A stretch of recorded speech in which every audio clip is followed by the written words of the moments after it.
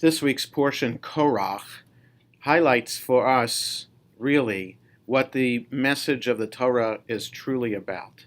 Some might think, and rightly so, that the Torah, based on the book of Genesis, is all about establishing and emphasizing the covenant relationship that the Israelites, the future Jewish people, have with God.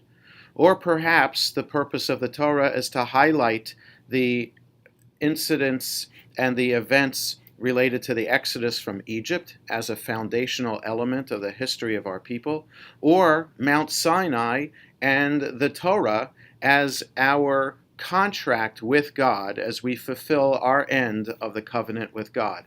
Those certainly are messages and underlying lessons that the Torah wants to teach us. But ultimately, I think the book of Numbers is that true message of what the nature of the Israelite people is and what we as the Jewish people have had to confront throughout the ages. Namely, how do we deal with a sense of trying to have a unified Jewish community?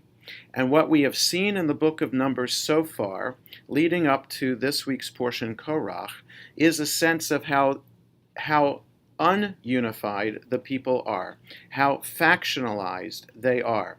These are people who are complaining to Moses about lack of food when every day manna is falling from heaven. These are people who have lack of faith in God, even though every day there is a worship service happening in the tabernacle. And they experienced Mount Sinai and the Exodus from Egypt.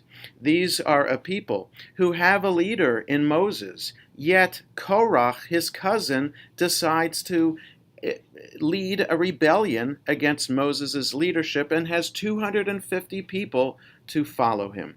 And so this foreshadows for us events in the rest of the Bible and throughout Jewish history, how difficult it is to find unity, how difficult it is to rally around a cause. And tragically, it has only been in crisis and in war that the Jewish community comes together, rallies together. The ideal, of course, would be that we find unity and harmony within the Torah itself, that we see the Torah as that text that brings us together as a community, that provides us the guidelines, the morals, ethics, religious principles that we need to work together to make our lives better, one family, one person, one community at a time.